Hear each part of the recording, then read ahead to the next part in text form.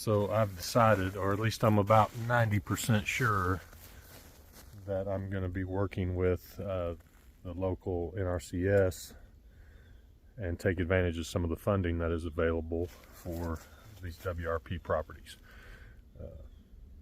I went to a landowner's workshop back in October, and I met the biologist that is in charge of this area.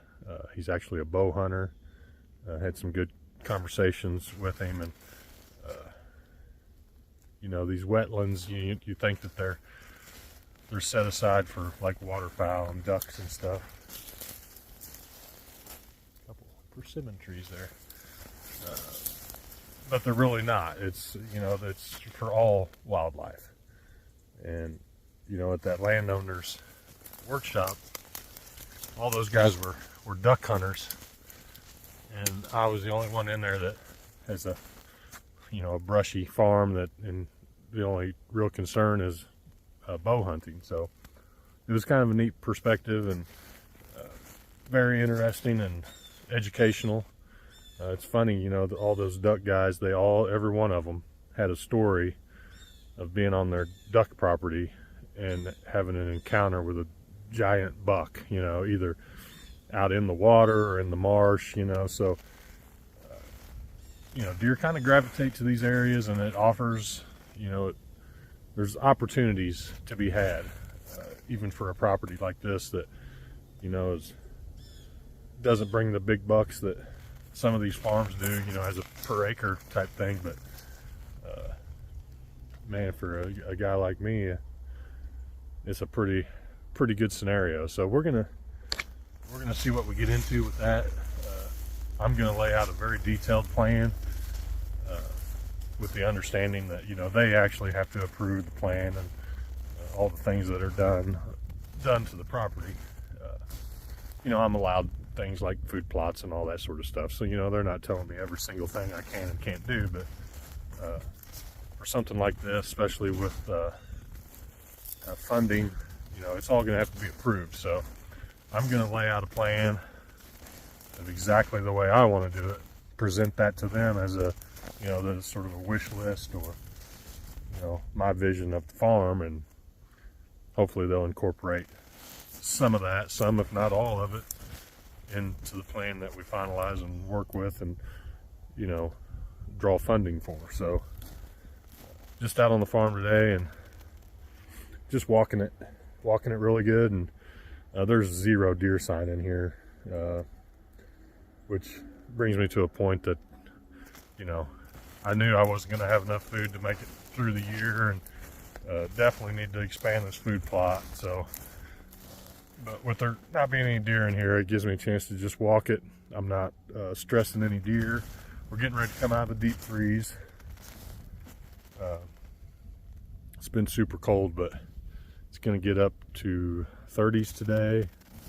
Single digits this morning, but the sun's out and it's warming up, so good day to come out and walk this thing.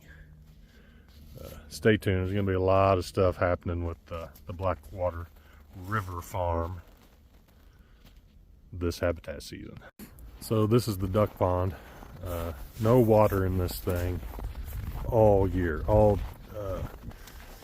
Maybe early spring there was actually what you could say the water in this thing, but now we've got water frozen. So it's going to be interesting to see. You know, this is where I tracked that buck, shot him up there, and then lost the blood trail going across here, and then picked it back up, and he was dead on the other side of the pond dam there. But it's going to be interesting to see. You know, it's not always going to be a dry year, so it'll be interesting to see how the farm hunts and during a wet year. You know, we could have times when, you know, ideally this is designed to hold water, and then during wet years this will all be flooded area that could have standing water at any time, you know, during the hunting season. So interesting to see the changing conditions. There's going to be a new deer stand tucked up in there for an east wind. That was one of my lessons learned this year, that I really needed an east wind, and probably could have killed my buck sooner, and even had a chance at that 10-pointer if I had, you know, a stand in place there. So that's one of the goals. Anyway, just moving along here. This is an area, so the main duck pond is up there, and this is almost like a second little, I don't know if it was intentional or just kind of how the lay of the land was, but there's a high spot in between here and the other duck pond, and then there's a slightly higher elevation here, and these are areas where I think I can bed deer, and I think probably they already were to a certain extent, but man, I can make this so much better by laying some timber down, opening up some canopy, getting some structure on the ground. So that is going to go into my plan for this area. It's January 26th. I'm back on the Blackwater River Farm today. Just doing a little follow-up after the meeting I had with the biologist Tuesday this week. Just kind of go over, you know, how that went, and it went really well. Basically, I can do everything I want to do. Some of it there's funding available for, and others there's not. So I was really happy about that. You know, a lot of the stuff that I was a little concerned about, you know, seemed to be no big deal, you know, as far as like opening up canopy and doing some TSI in a few areas. I think we can really improve just the bedding cover, the holding power of the farm, and you combine that with the added food we'll have this year by expanding the existing food plot. And I think we'll have this farm in a state that it can, you know, with just minimal maintenance, you know, we can have some pretty long-term quality hunting opportunities here. I've opened it up. I don't think I've said anything on YouTube yet, but I did on my Whitetail Dimension Facebook page. This farm will be available for either lease or hunts. Actually, I have one sort of tentatively scheduled a hunt and during rifle season, one of those weekends in there. So just going to revisit a few of the projects here on the farm today, as far as a couple things I want to look at. But another thing of interest, the Blackwater River is about out of its banks today. So I want to see how far I can get towards the river before the water will be over my boots. I don't think the water has actually moved up into the property yet, but the river it's at the top of its bank. So I want to look at that, and it actually kind of has to do with some of the improvements that we have planned for the farm.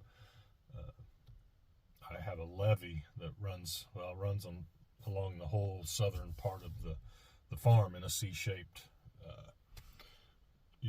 area, and I'd like to use it for access going down this west side, but it's washed out in several places. So in flood conditions, there's really no way I can access the farm or get any farther than right here. So that was one of the things I want to look at, kind of see what we're spanning. There's we're not sure that's possible. I would like to build a bridge, just something big enough for the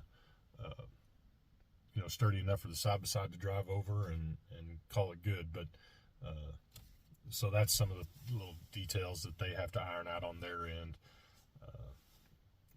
If I can do the work, I don't know if I can build a bridge per se, but I can repair the levee and put in culvert pipe and use that for access. Like I have to have access to my farm. So what we're going to do on that is still up in the air, but as far as all the habitat stuff, it's a go. Just a matter of needing some weather to clear up, and they have to send me a compatible use agreement thing, which that should be coming this week. But still a few questions as far as the details of how the partnership with the NRCS, a few details on that need to be worked out. But other than that, all the projects are going to be a go, whether I pay for them or there's funding available to do it. So just going to take a little walk around the farm and check it out. So here we are back on the food plot. That's where we park out there. And the food plot is, we're going to kind of take a slightly northward turn and angle it back up into there and almost double in size. But one of the good things about having those biologists here is they're very good at tree identification and shrubs and any kind of little vegetation. They can, most of it they can tell you what it is. And this time of year it's tough to identify trees. There's no leaves. You're going by bark and branch structure and stuff like that. But I knew a lot of what I had in here, but there was a few trees I was unsure of, and I have a lot of ash, like ash. A lot of these in here are ash trees, which in this part of the country, they don't make it past with the ash borer disease. They just don't make it much past the stage that a lot of my trees are in now. So that's one area where we can, remove some of the ash trees that are not going to be sustainable anyway. They don't offer anything to the wildlife. We can get rid of those, get some sunlight to the floor, and replace with something else. And we're going to do a lot of that sort of stuff up in here. And I think I actually have a forester going to come in and just kind of give me some ideas and help me identify some more things. And a lot of our invasives are up in here too: autumn olive, bush honeysuckle, pear, that sort of stuff. So this area is going to get a heavy dose of TSI, and we're clearing the food plot. So that's what we're doing on this end of the farm. Right there is the stand. I shot the 11-pointer bow kill. I don't want to do much back in this area, just for the simple fact that the deer don't use it now, and I really don't want to. It's about a 2 or 3 acre area there that the deer just, I'm sure they come through there sometimes, but they generally just don't use it. And if I start bedding deer in there, then I'm going to start spooking deer accessing. So back in there's a little area, we're just going to leave it be. Okay, here's another area where I think we can make a big difference. That's a 5 trunk cottonwood tree. I'm thinking tree stand. But anyway, okay, so back up in there is where we're bedding deer now. Like they're the main attraction as far as bedding. And then beyond that is the food plot, and then that other area of TSI that I showed you. But back in here, this is kind of a little island. It's just up above everything, and it stays relatively dry even in flood conditions. There's another little sort of pond there, but everything around it, all in this area, all up into here, you can see the oaks. This is a little bit higher elevation, and we are gonna, and you got a lot of those ash trees in through here too. So we're gonna put some timber on the ground, let some sunlight in, and browse is the thing we're lacking on this farm. It really is. It's browse. So we're going to improve that, and I think we're going to have a nice little ambush spot for an east wind right here, and put a stand up in that big cottonwood. Here's just an example of these ash trees, and I guess that's the mark of the ash borders there. A lot of these trees I think are still alive. I'm curious now when we get leaf out to really see which ones are dead or not, but I mean, they're all doomed essentially, is what the biologist said. So there's no need for them to be taking up space in the canopy if they're doomed. It's a strange mark there. Interesting. Okay, here's essentially where the old levee starts, and this is, the first trail I cut into the farm. is up through there all the way out to where I park. But at this point, you actually get up on the levee, and you can only go so far. There's the famous picnic table landmark. So let's see how far we can go.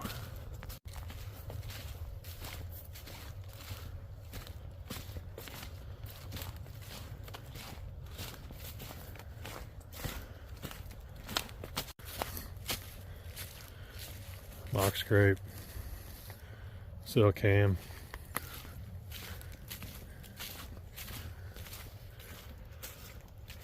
deer stand,